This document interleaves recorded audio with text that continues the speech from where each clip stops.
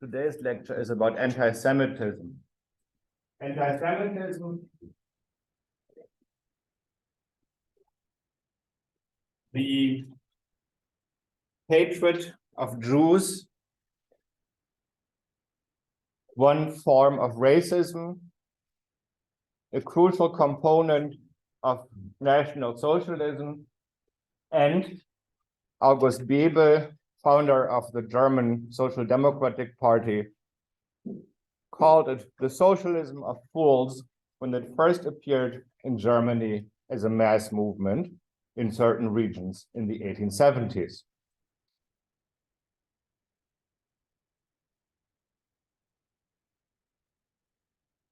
So, if it gets that label by the founder of the Social Democrats in Germany, that makes us wonder, what does anti-Semitism have to do with capitalism or anti-capitalism? Evidently, Bebel's view of anti-Semitism was that the people who signed up to vote for the aptly named anti-Semitic party in Germany were upset about the consequences of a global capitalist market that was emerging, especially for foodstuff, grain notably. German farmers in Hesse, where the party was strongest, the anti-Semitic party was strongest, were wiped out because of the competition of cheap wheat from the Great Plains and from Ukraine. The integration of the world market with steam engines, both on ships and through railroads, made this grain competitive, cheaper than the locally produced stuff. And then once the railroad came to northern Hesse as well, that meant the end for many of the farmers there. Since this also was the time when in that Grand Duchy of Hesse, many Jewish people were allowed to settle after having previously been excluded, and often brought capitalism to town in the form of being the traders, horse and feed and fertilizer traders. The arrival of the world market appeared to be the doing of and the deed of Jews locally. So the response to that is really one against capitalism, global capitalism, except people didn't realize that and they fell for the scapegoat. That's Bebel's analysis of the situation. Moshe Postone, whose anti-Semitism and National Socialism we'll also be reading, calls anti-Semitism a foreshortened anti-capitalism. So it's a similar thought as that you have in Bebel.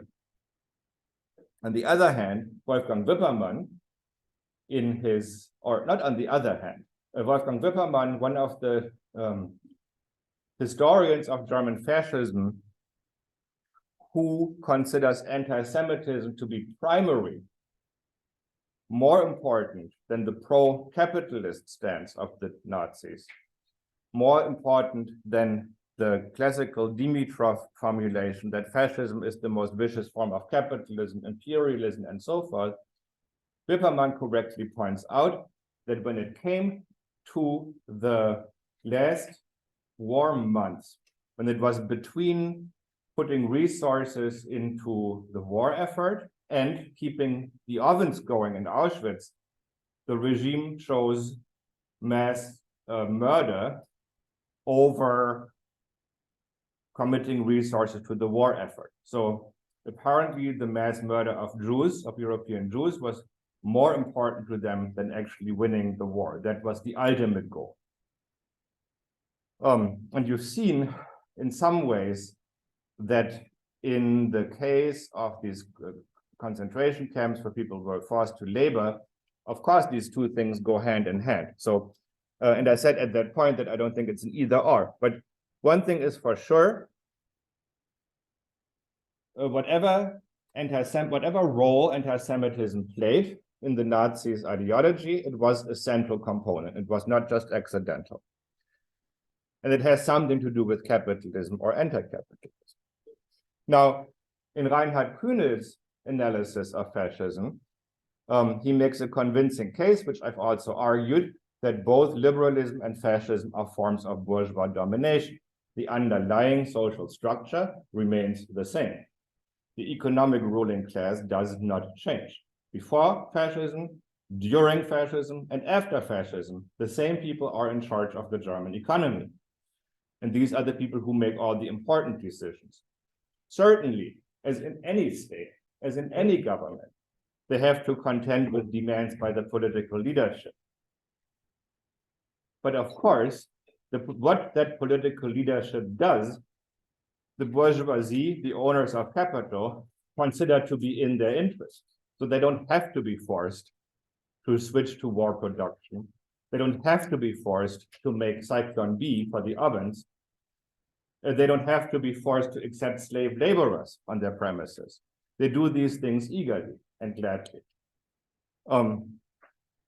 So when assorted fascists today insist on saying that the Nazis were socialists, that is likewise not true. Just as much as to say that, it had nothing to do with capitalism. But what exactly is the relation now? The solution to this apparent contradiction is actually quite simple. First, fascism is anti-Semitic. That is clear. Second, anti-Semitism is a form of anti-capitalism. That too is clear. And we'll go into more details when we talk about the content of the anti-Semitic stereotype. And third, fascism governed in the interest of and with the support of the bourgeoisie, which is to say, the owners of capital, the economic ruling class. All these things are true. The solution to this apparent or seeming contradiction is, like I said, simple. Not every form of anti-capitalism is also socialist. There are many ways in which movements are defined against capitalism and its disruptions, the disruptions it causes, without therefore also being socialist. For instance, if you've read the Communist Manifesto, there's a whole long list of groups that Marx and Engels list who are articulating anti-capitalist policies, sentiment, etc., some of which are, for instance, the old landholder class that doesn't want to give up dependent labor, serfdom, and so forth, that doesn't want to give up their way of life of having, large farms with basically unfree farm labor and convert the entirety of the economy to free labor. These are the groups that in many places are at the forefront of fighting back against the demands of the bourgeoisie to, say, deregulate grain prices, institute free trade policies that will bring in, or actually rather institute protectionist policies that would make grain more cheap, because then you can bring it in from outside, that are advocating for the industrialization of the country. And this is not just in Germany, where it's the Eastern Albion Junkers and their large estates who are conservative in the sense that they are waging a rearguard battle against the rising industrial bourgeoisie. But this is, of course, also the story of the American Civil War, where the slaveholding South, there is a debate today, and there are pretty poorly argued claims that really slavery is just another form of capitalism. If that was the case, then why was there this Civil War? If there was not a fundamental contradiction between the two different ruling classes that make their living, that valorized their capital in such fundamentally different ways between North and South, then why was there the need to go to war? So no, just like the German and English nobility, the slavocracy of the South, although not noble, not an aristocracy in the technical sense, nevertheless played the same role as defending an older form of dependent labor against a new form of industrial wage labor. So there you have anti-capitalism for sure. And if anybody bothered to still read what the slave owners themselves wrote, like George Fitzhugh, for instance, one of the main ideologues of the slaveholding South, they defended slavery in the name of anti-capitalism. They said, what we're doing here is more humane because we're taking care of the whole person from cradle to grave, whereas you, factory owners, give them their money, which you know isn't enough, but you don't care because it's just a contractual relation. And then you send them home to wither and die slowly and painfully from malnutrition, poor living conditions, disease, the lack of sanitation, all those kinds of things. So that's a form of anti-capitalism. That is a form of getting in the way of the interests of the bourgeoisie. But it is not by any means a form of socialism. And in the same way, you could say that anti-Semitism belongs into that reactionary category of anti-capitalism, that where the problem with capitalism is not that it doesn't give people enough freedoms, that it doesn't give people enough opportunities to develop themselves individually, but that it gives them too many. But the problem with the reactionary critique of capital is precisely that it dissolves traditional hierarchies. So that too is a conservative argument, of course, but conservatism differs in that sense from these deeply reactionary ideologies, in that conservatism makes peace with capitalism and democracy and works within these to restore hierarchical traditional order without actually restoring their economic space. So for the Nazis, anti-capitalism is an important part of what they consider to be National Socialism. But what is capitalism in their view? Crucial to understanding the economic thinking of the Nazis is the distinction they make between creative capital and speculative capital, raffendes und schaffendes Kapital. Creative capital is the kind that manufactures things. And this, of course, this economic way of thinking that doesn't perceive the valorization process of capital on a social scale with different functions, financial, commercial, and manufacturing related to each other, but assigns different moral value to the different stages of this process, overdetermines the production process, manufacturing, as the only kind of honest hard work that generates value. So there are resonances here of agrarian theories of the economy that are dominant in the Jeffersonian strain of American politics. John Taylor of Caroline, for instance, who says that the only real value created in society is not even just manufacturing, but agriculture. And then manufacturing is one step removed, derived from that. It's already more artifice. It's no longer quite as pure. And once you get to finance and trade, that is where the manipulation comes in.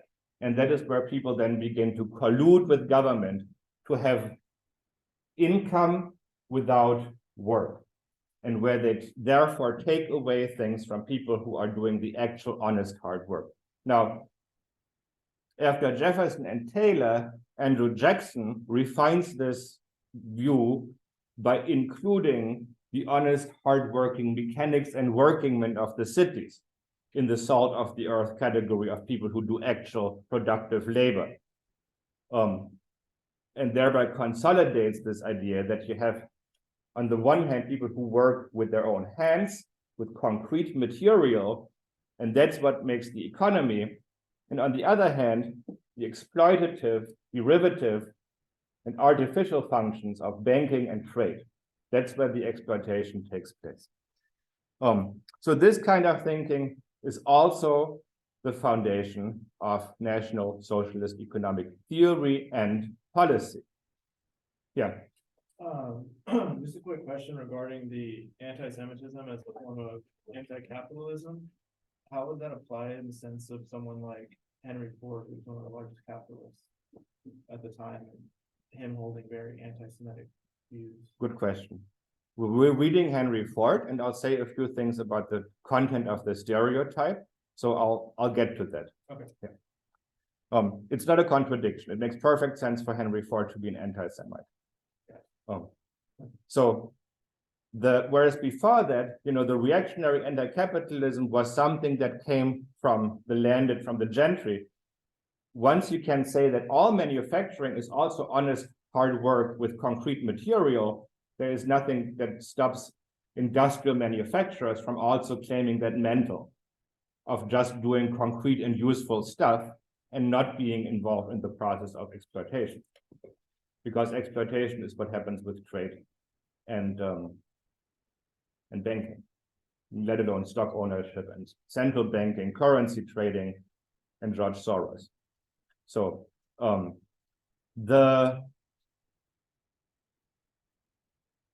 one group that's kind of left out in the cold is merchants, merchant capital.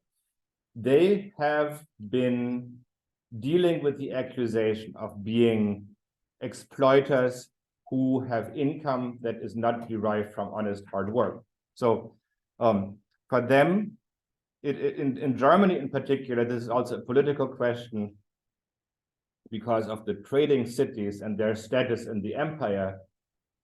They're trying very hard to say that, no, we too are providing useful concrete services. We're not exploiters. You're looking at the wrong guy. It's just the banker. So they're trying to further move the goalposts and say, actually, people who move stuff from A to B are also good guys, even if they make money that way, because you need that to happen and it's useful and concrete. So, but the Nazis never quite bought into that. They never stopped suspecting commerce of being exploitative. And somehow Jewish. So for the Nazis, to the extent that there are evils of capitalism and in capitalism, it is the speculation. And who does that? The Jews. They're the ones who charge interest. They're the ones who are operating just with money, that are gaining influence through giving loans to people and businesses, to governments and businesses. So if only you got rid of the Jews, then capitalism would work just fine. Or whatever economy then that you have, it is based on private property, wage work, industry, and so forth, shouldn't properly be called capitalism at all, because capitalism is bad. It's the stuff that the Jews do. So how does the anti-Semitic stereotype exactly work? If you look at Henry Ford, he goes through all the motions in that piece that he writes. First, it's the allegation that here is a group that gains income without work. And the way they do that is first through money lending and charging interest, and second, by also doing that through governments. This is a source of power. And they wield power in ways that are essentially professional, like loyally. So this is not the kind of power where somebody says, do this because I said so or else. It's the kind of power where somebody says, but it says here in paragraph 5, section 3, and then somebody else takes it from there. So by the time we get the verdict from the court, you no longer know what's front and what's back, because this is too sophisticated for a normal person to understand, which is the point. If you look at the movie Jud Süß, Ju Sas, there are many examples of this where the main villain and his henchmen argue in this way. They make sophisticated arguments with many therefores and so forth in the argument. And the honest, hardworking peasants that get caught up in this just look on with a blank stare, and they have no idea what's happening to them. One way in which Jews exercise power in the anti-Semitic worldview is by promoting equality. Because of that, if you have a society that is based on equal rights, you don't get a separate unequal status for not belonging to the mainstream religion. In practical terms, you can settle where you want in a country if there's no longer restrictions on settlement based on religion. You can take jobs with the government. You can buy property, including land.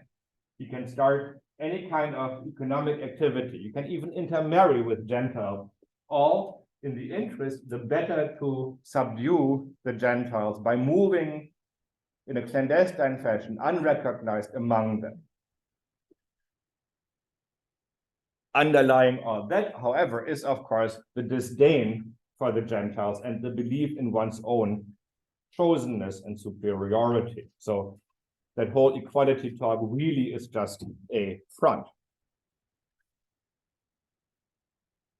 Another important stereotype in anti-Semitism is that of the globalist nature of Judaism, where Jews are considered disloyal to their host nation. The meme, the anti-Semitic meme I saw at the time of the recent World Economic Forum in Davos showed two hands holding various puppets on strings above the picture of the Earth, of the globe, and the meme said, connected to everything, attached to nothing.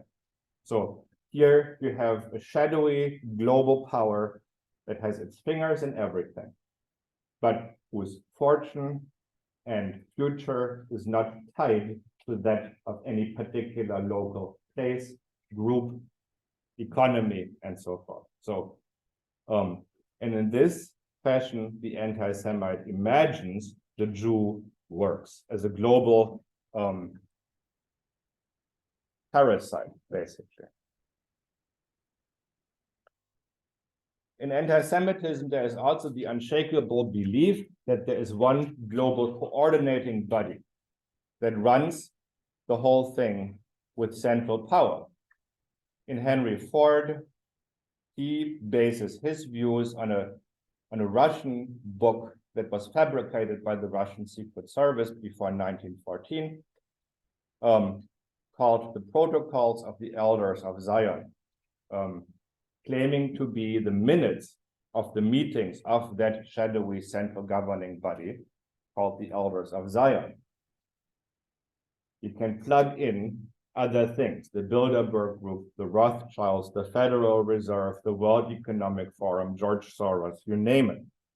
The belief remains the same. Jews are not just random people, they are all in on it, and to a lesser or a greater extent, they all work towards the same goal, a goal that is detrimental, counter to your interests.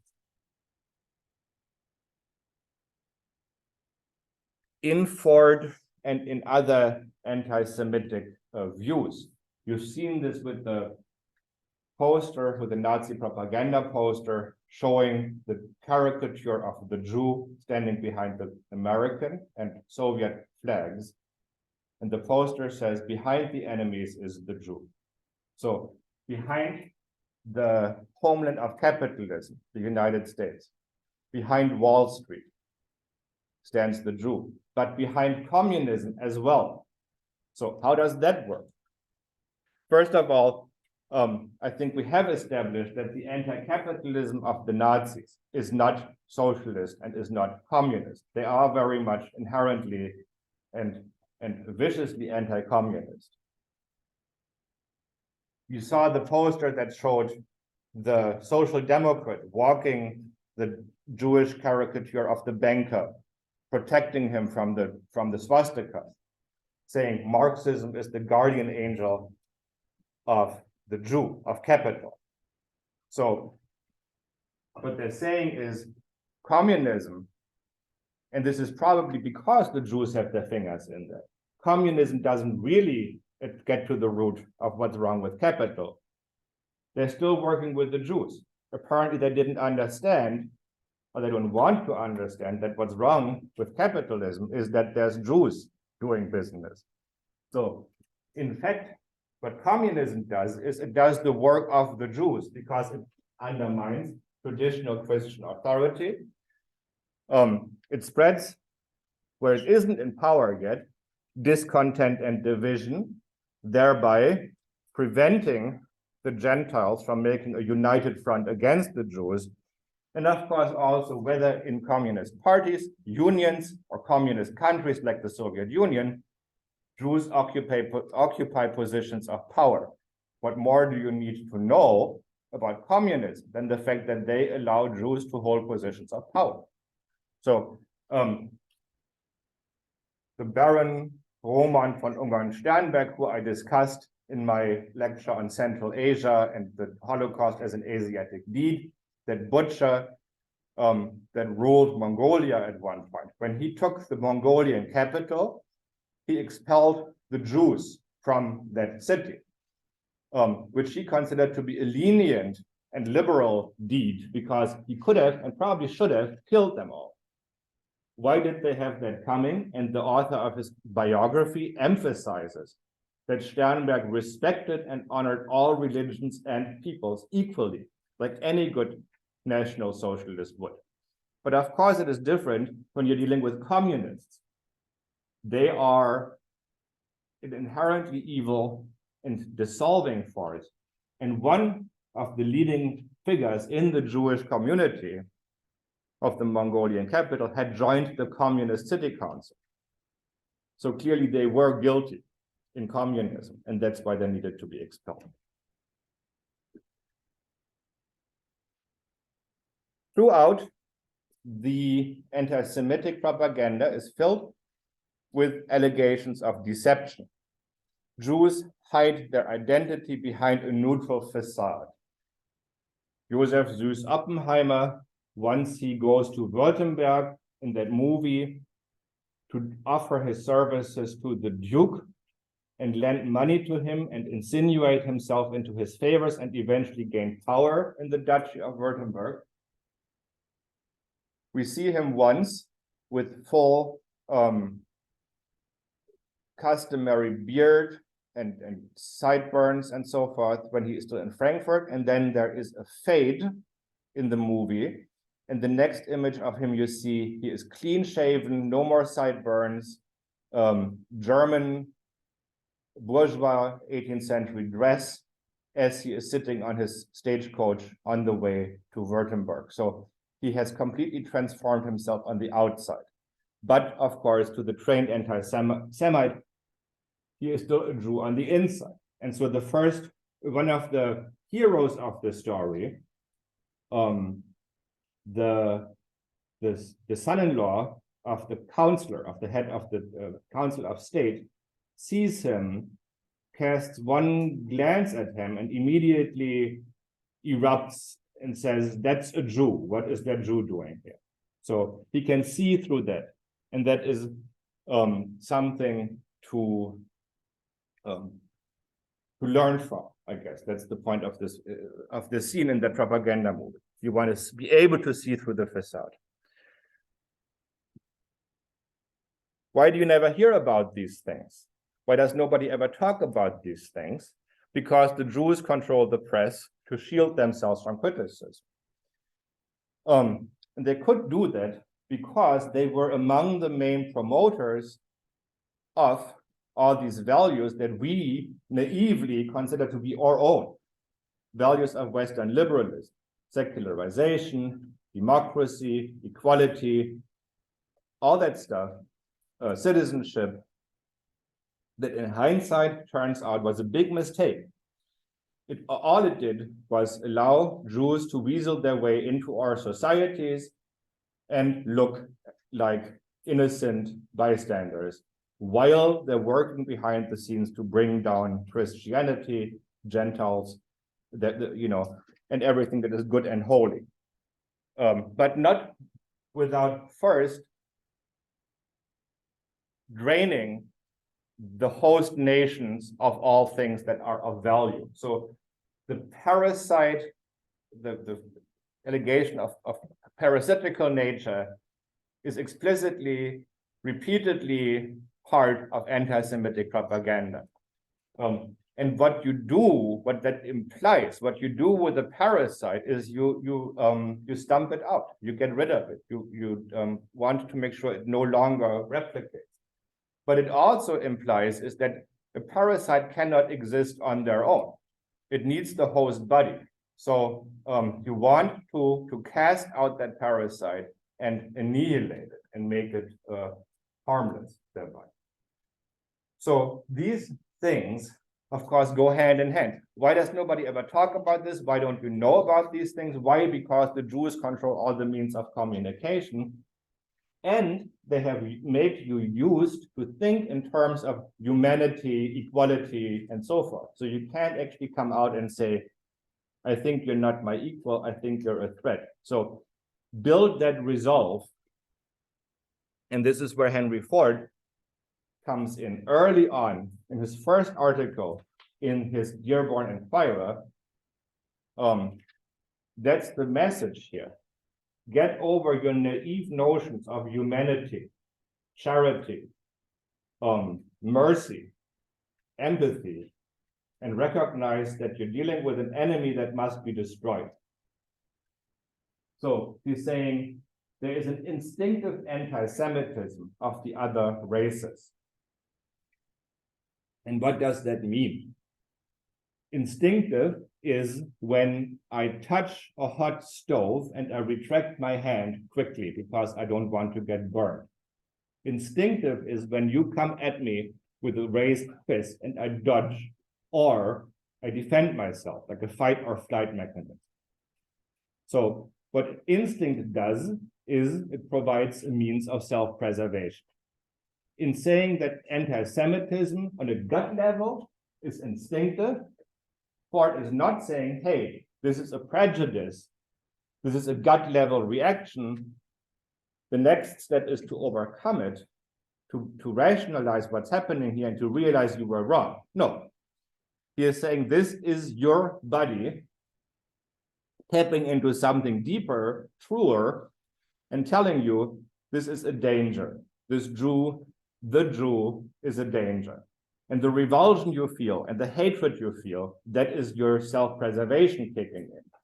Yes, you do want to rationalize that feeling by making it political, by acquiring the means and the resolve and so forth to put aside your liberal, Christian, humanistic notions and rather say, whatever pleas this person might make, to say, but don't I have rights? Am I not a human like you? Don't I also deserve to be treated with respect?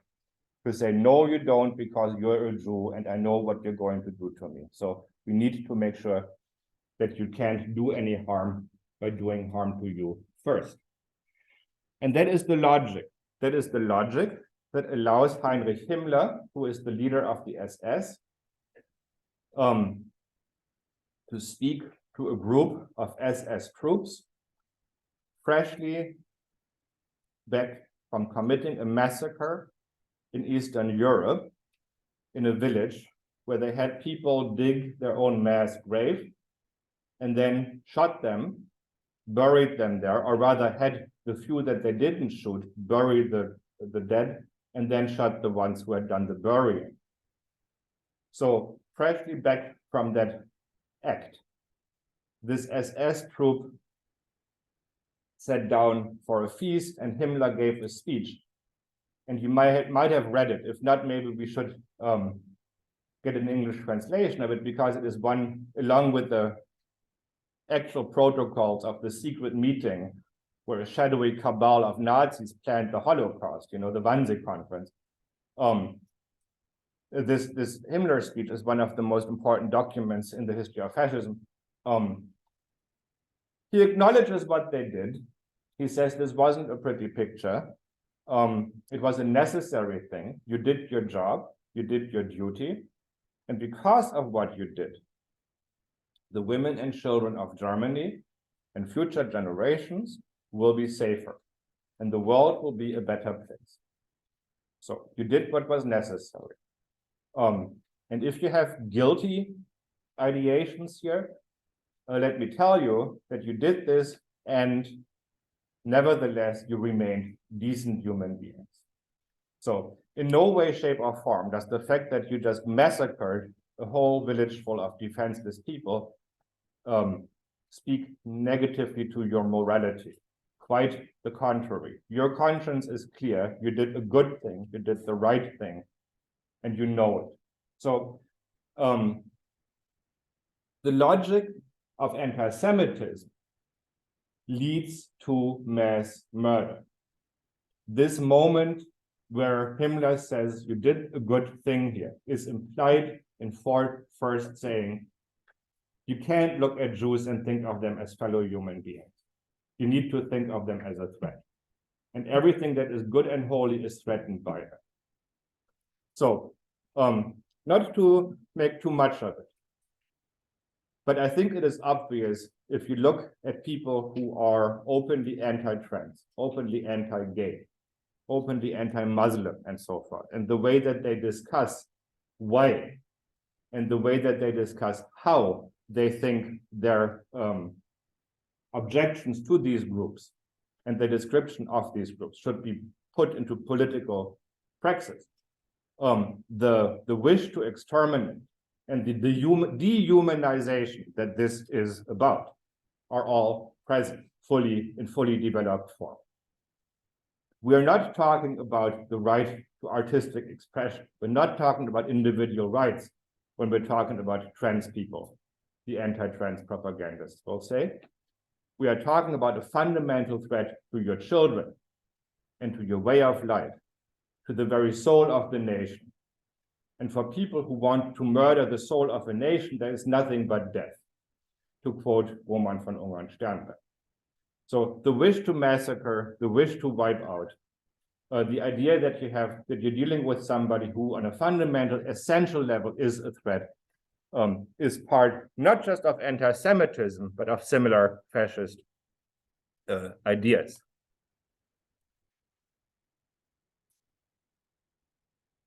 So what exactly does the stereotype, the content of which I just restated here, described to you, what does this tell us? The specific notions that anti-Semites have about Jews, what does that tell us about anti-Semitism?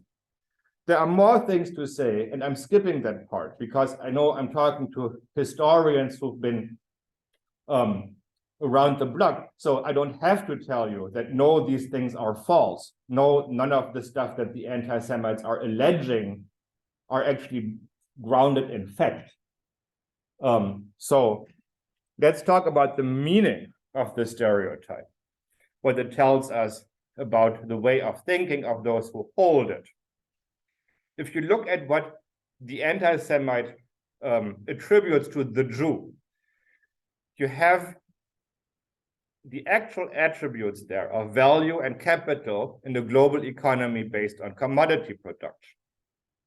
Global capital is, in fact, involved in everything and attached to nothing.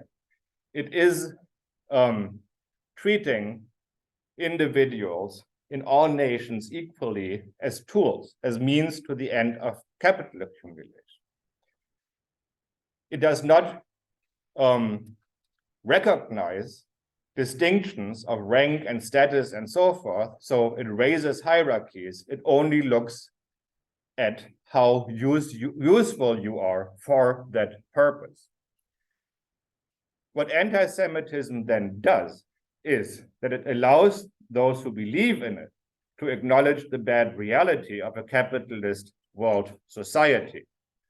And yet you get to do that without ever having to pick a fight with the social class that actually runs it, the bourgeoisie.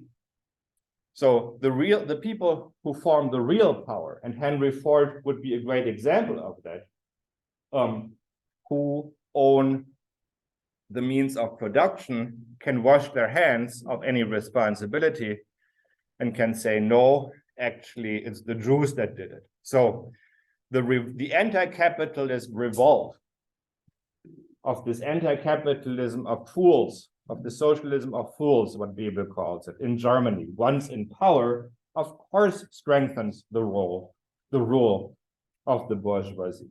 And it further diminishes the livelihood of workers and the small business people and the middle class.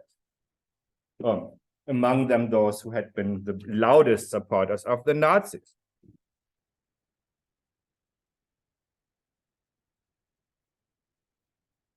But you can articulate all these things that people recognize as being wrong with the world. Nobody cares whether you live or die. You are a passive victim of forces beyond your control. You can try, you can hustle, but you're never going to be guaranteed that that you'll get recognition for your merit. You might work an honest day's job, day in, day out, and end up having nothing to show for it at the end of the day and at the end of your life. So why is that? If the system is fundamentally fair, and you know it is, and you believe it, who's doing this? If you can come up with an answer like the Jew, then you have found a way of living comfortably within that system, but having an outlet for the discontent that makes it the problem with and of somebody who has nothing to do with it. So for that reason, the notion, like recently Jordan Peterson, for instance, tweeted and saying, oh, you Marxists, you have nothing to say about the World Economic Forum. Why is that? You always have complaints about injustice, yet you don't ever say anything about the World Economic Forum. That is, of course, an expression of an anti-Semitic worldview. It is that kind of economic thinking that says capitalism and injustice, economic injustice, is when people sit in a central location someplace and coordinate doing evil things. But what it isn't is the day-to-day relations of commodity production, how people on a day-to-day basis make, exchange, and consume their items of basic need, and the way that this is organized in order to extract, or so as to extract value throughout for the benefit of one group of people who are not operating in the shadows, who are not operating outside of the law, who are merely operating in the normal proceedings of a normal capitalist society. And yes, of course, they do hide what they're doing because they do control the press, especially nowadays, where most local journalism is dead. And even then, it didn't put much of a fight. But it's not about ethnicity, and it's not about race, and it's not about one group of people coordinating to rule over everybody else. The people who are the responsible parties, the people who are the profiteers, of course, also believe that they're just better than others at taking advantage of opportunities that everybody could make use of if they had the wits and the funds and the education. But it's not their fault that they have all these things, but some others don't. So unlike, say, a tribe or a race or a secret society, the bourgeoisie is not a group that is formed by birth and that is hermetically closed to the outside. you have people joining it, you have people leaving it. So the idea that it is somehow a group that is doing things together would be absurd. In fact, it isn't really as a group that they're doing these things. It is as a social function that capital stands in a particular relation to the rest of society. And the social function of being the owners and users of capital falls to a specific group of people at any given point in time, without necessarily making these people especially conspiratorial, evil, or whatever. But if you want to talk about social structures and the logic of capital and so forth, then you're entering a different kind of anti-capitalist territory that anti-Semitism does not want to go, and that they consider to be Jewish in its own right. Any questions?